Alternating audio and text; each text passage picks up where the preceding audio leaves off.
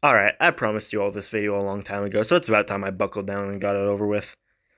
I love The Batman. In fact, it's gotta be one of my top 3 favorite superhero movies of all time. This is the first time we've truly seen the world's greatest detective at work on the silver screen in all his dark, grimy, gothic glory. It's the first time we've really seen just how truly messed up, how angry, how depressed Bruce Wayne really is to become this bat-themed boogeyman in the first place. It's the first movie to flesh out his world and the characters around him so richly. It's simultaneously more grounded than Nolan's take and more atmospheric than Burton's. And of course, aside from what it does as a Batman film, it is a masterclass in just about every aspect of cinematic production. But I don't need to spend time going into all of the reasons this film is so fabulous. I've made videos about it before, and plenty of other far better YouTubers than me have gone far deeper than I can into all the gritty details of this film's production to pick apart everything it does so well. Now, the reason I'm here, as I'm sure the thumbnail indicated, is to talk about where I feel it failed. After walking out of the theater, I was happy, don't get me wrong, but I was also somewhat underwhelmed because I could tell that something was missing. It was that infuriating feeling of dissatisfaction when something is just slightly off, and you can't really tell why.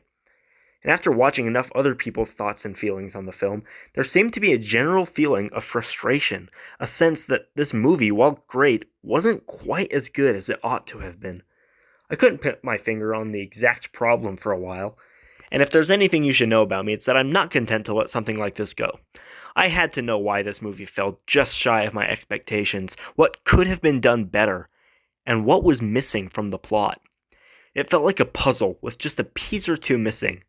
I loved the ideas about who Batman is and what makes him tick, and I could see where the movie wanted to take him, but it just didn't have the emotional payoff it should have.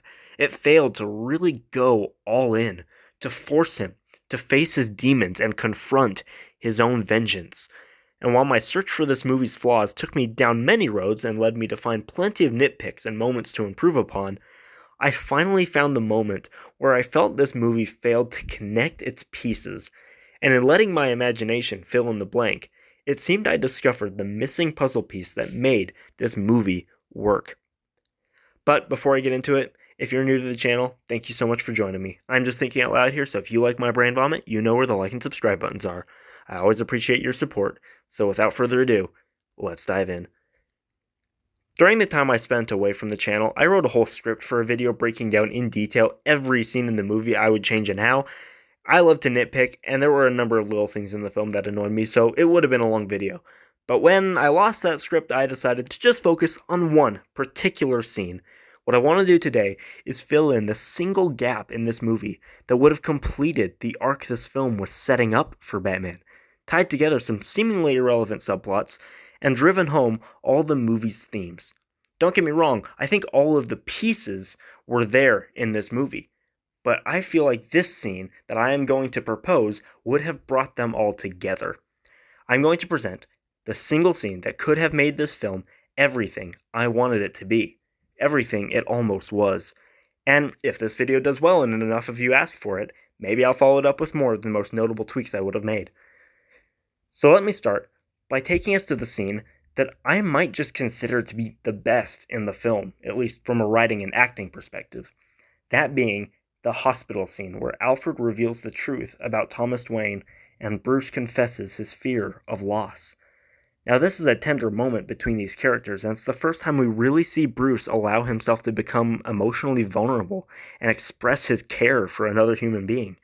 There's so much to love here, and yet, surprisingly, this scene really makes no impact on the rest of the story.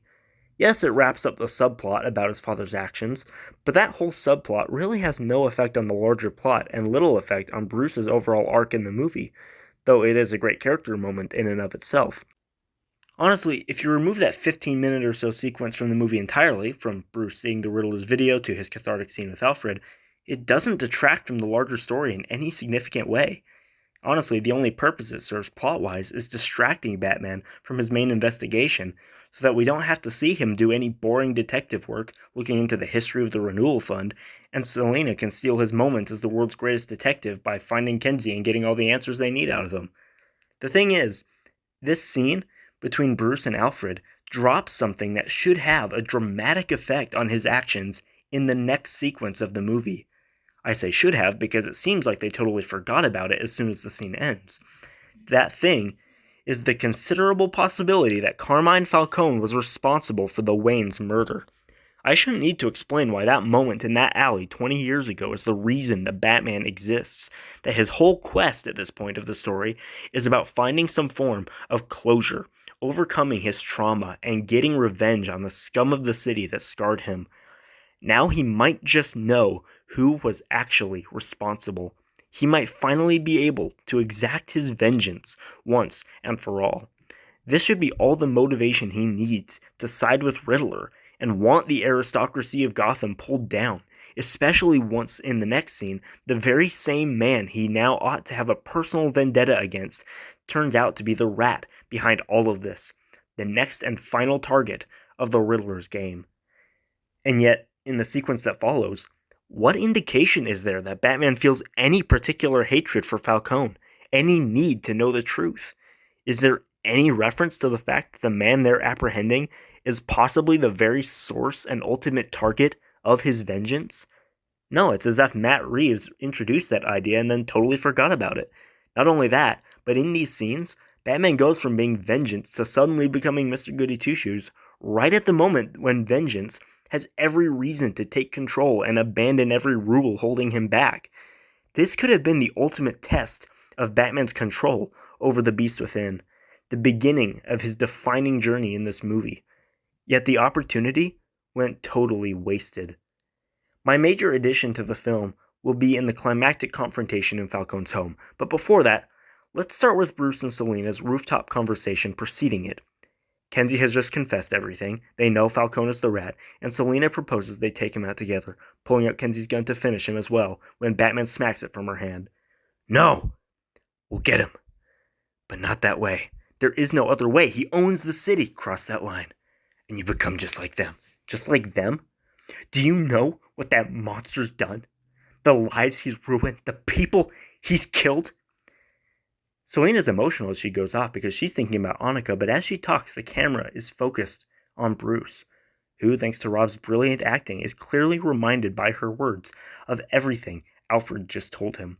His instinctual conviction is now challenged by his own desire for vengeance, realizing who it is they're really talking about.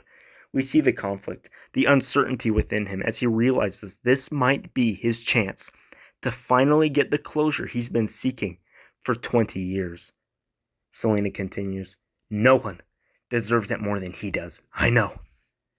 Bruce meets her eyes again. Believe me, I know. Selina watches him expectantly as he struggles for words. But I made myself a promise. And if I break that promise, if I let myself go, I'll never come back. Selina just huffs derisively as she turns away from him. Listen to me. She looks back with exasperation as he continues. Don't throw your life away. Don't worry, honey. I got 9 of them. That little addition to the dialogue does so much to show Bruce's struggle, to show that he hasn't forgotten what he now knows. It also gives a little insight into why he's so strongly opposed to killing. He's not just being a self-righteous do-gooder here. We get a glimpse inside him and realize how personal this is to him. Yes, I'm drawing on the famous dialogue from Under the Red Hood, but how can I not? It's so dang good. But anyway, let's jump forward to the big moment. For this next scene, I decided the best way to visualize what I imagined was with some crude storyboards. Forgive my mediocre artistic talents. I wish I could give you something better to look at as I describe the scene. Also, I just want to note that as I was drawing, I was constantly rethinking the details of exactly how things would play out, and I wasn't usually looking at anything for reference. But I didn't find any mistakes worth going back and redrawing anything for, and that's probably just laziness on my part, so I apologize. It's not perfect, but it'll do the job to give you the idea of what this will look like. Or if you'd rather, you're welcome to just close your eyes and try to imagine it yourself. You can probably do that just fine. But hey, I had to put something on the screen. Anyway, let's dive in. You made me do this Just like your mother. Of course, this is where Batman comes to the rescue. However, instead of Selina jumping up as soon as Batman knocks out Falcone, she's already unconscious at this point. After socking Carmine in the face, Batman drops to his knees and clutches her body. Selina, are you alright? He looks at her seemingly lifeless body with absolute terror and desperation, thinking he was too late to save her. However, after checking her pulse or signs of breathing, we see relief wash over him as he realizes she's alive, and he gently lays her body down before turning his attention on Falcone. This is the moment where he snaps. That fear he described to Alfred, turning to rage and nearly pushing him over the edge. Falcone wasn't knocked unconscious by the blow, and while Batman was preoccupied with Selina, he scrambled up to hide in the shadows. We then get a brief scene from Falcone's perspective as he hides behind and under furniture while the Batman slowly stalks him like some monster from a horror movie. After a minute of this game of cat and mouse, Falcone spots the gun lying on the floor across the room and makes a dash for it, grabbing it as he dives behind the pool table and looking underneath it for Batman's feet, but seeing nothing. Then Batman grabs him from above and pulls him onto the pool table, crushing his hand to disarm him. What do you want from me, huh? The truth. What do you... Batman then yanks him off the table by his ankles and drags him over to the window, picking him up and slamming him against it. Tell me what happened that night. What the hell are you talking about? To which Batman replies with a punch to the face before continuing. That night, 20 years ago, Thomas Wayne came to you for help, and you had a man killed so you could hold it over his head. When he told you he was turning you in, what did you do? Buddy, I don't know what you'll get in your stories, but you have no idea what you're... At which Batman proceeds to pummel the crap out of Carmine, cracking the window behind him from the force of his assault. I imagine at this point we see Selina begin to stir and see Batman's brutality through her cracked eyelids. Batman then steps back as if to throw a savage kick at him, but instead kicks the window beside him, shattering it and sending Falcone falling back through it. Batman catches him, grabbing him by the collar as he falls, but holds him dangling out the window.